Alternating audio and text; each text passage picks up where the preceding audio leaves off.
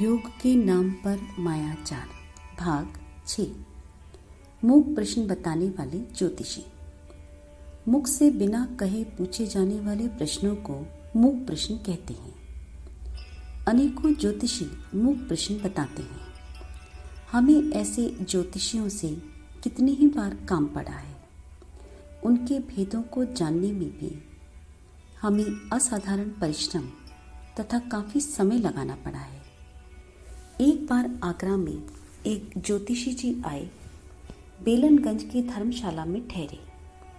शहर भर में मुनादी तथा इश्तिहारों द्वारा सूचना कराई गई कि ज्योतिषी जी मूक प्रश्नों का उत्तर देते हैं। हम भी पहुंचे। उनका तरीका यह था कि जो आदमी उनके पास जाए वह एक कागज पर अपना प्रश्न लिखकर अपने पास चुपचाप रख ले। ज्योतिषी जी उस प्रश्न को भी बताते थे और उसका उत्तर भी बताते थे। फीस हर प्रश्न की 2 रुपये थी। सवेरे से शाम तक 50-60 प्रश्न पूछने वाले उनके पास पहुंचते थे। आसानी से 100 रुपये रोज की आमदनी हो जाती थी। प्रश्नों को प्रायः ठीक ही बता दिया जाता था।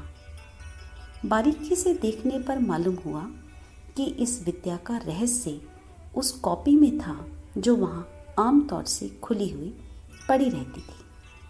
पाठक उसी के कागजों पर अपने प्रश्न लिखते थे और कागज फाड़कर अपनी जेब में रख लेते थे। इस कॉपी में जो कोरे कागज थे वह चतुरतापूर्वक रासायनिक ढंग से बनाए गए थे। कागजों की पीठ पर बढ़िया साबुन घिस दिया गया था। पेंसिल से लिखने पर कार्बन पेपर के रंग की भांति कागजों की पीठ पर घिसा हुआ साबुन नीचे वाले कागज पर लग जाता था। कार्बन के लिखे हुए अक्षर नीले रंग के होने के कारण साफ दिखाई पड़ते हैं, पर साबुन के अक्षर सफ़ेद और हल्के होने के कारण दिखते नहीं, पर उन्हें विशेष उपाय से पढ़ा जा सकता है। उस नकल आए हुए कागज पर राख, गुलाल, रामरज, गेरू का चूर्ण या अन्य ऐसी ही बारीक पिसी हुई रंगीन चीज़ डाल दी जाए तो वे साबुन के स्थान पर वह चीज़ चिपक जाती है और अक्षर स्पष्ट रूप से पढ़े जा सकते हैं। या उस कागज को पानी में डुबो दिया जाए तो भी वे साबुन के अक्षर दिखाई पड़ते हैं। यही उन ज्योतिषी जी की विद्या थी। इसी के बल पर वे कमाते थे। थोड़े से परीक्षण से ही उनके इस रहस्य को मैंने जांच लिया। एक ऐसे ही ज्योतिषी से जबलपुर में भेंट हुई। उनका रहस्य यह था कि सादा कागज के टुकड़े काट कर रख देते थे। पेंसिलें पड़ी रहती थी। कागज पर पेंसिल से लिखते समय कोई कड़ी चीज नीचे रखने की आवश्यकता पड़ती है। इस आवश्यकता की पूर्ति के लिए वहाँ कितनी ही मोटी मोटी जिल्ददार किताबें पड़ी रहती थी। जिल्द के पुट्ठे के ऊपर एक हल्का कागज चढ़ाया हुआ था। उस कागज और पुट्ठे के बीच में कार्बन पेपर तथा सफेद कागज लगा रहता था। उस पुट्ठेदार किताब के ऊपर कागज रखकर जो कुछ लिखा जाता था उसकी नकल बीच के सफेद कागज पर कार्बन पेपर द्वारा हो जाती थी। ज्योतिषी जी का सेवक उन पुस्तकों को वहां से ले जाता था और नकल वाला कागज निकालकर पुस्तक को वहीं रख देता था। इस नकल को देखकर ज्योतिषी जी मूक प्रश्न बता देते थे। एक ज्योतिषी ने अपना अलग ही नया तरीका निकाला था। उससे बम्बई में भेंट हुई। प्रश्नकर्ता उसके सामने जाकर कुर्सी पर बैठता। वह अपनी मेज के दराज में से एक स्लेट और पेंसिल निकालते थे। प्रश्नकर्ता की ओर देख देखकर जल्दी जल्दी स्लेट पर कुछ लिखते थे। पूरी स्लेट लिख जाने के बाद उसे दराज में फिर से रख देते थे। अब प्रश्नकर्ता से बातचीत होती। आप कहाँ से पधारे हैं, क्या काम है, आदि सारी बातें पूछते।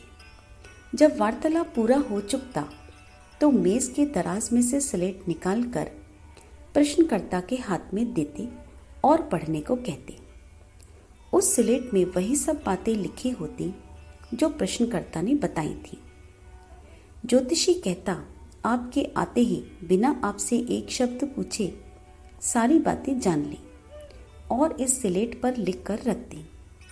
प्रश्नकर्ता बड़ा आश्चर्य में पड़ जाता और ज्योतिषी जी की विद्या से प्रभावित होकर उन्हें शक्ति भर भेंट दक्षिणा देता। पता चलाने पर ज्ञात हुआ कि ज्योतिषी जी की बड़ी मेज के नीचे दोनों ओर जमीन तक बड़े बड़े दराज थे। उसमें नीचे एक आदमी बैठा रहता था। ज्योतिषी आरंभ में जो कुछ लिखते वह व्यर्थ ही कलम घिसावट थी। वैसे ही दूसरी स्लेट लिए एक आदमी दराज में बैठा रहता था और वार्तालाप जो होता था उसे सुनकर तथ्य की बातें लिखता जाता था। वही स्लेट अंत में प्रश्नकर्ता को दिखाई जाती। वह बेचारा समझता कि मेरी बातों से पूर्व ही ये स्लेट लिखी गई है। इस प्रकार एक नहीं अनेकों ज्योतिषी तेजी मंदी बताने वाले भविष्यवक्ता देखे। उनमें से मुझे किसी के पास कोई ठोस चीज नहीं मिली। यूं तो अटकलों से 10 बातें अगर कही जाएं तो उनमें से 5-6 ठीक ही निकलती हैं।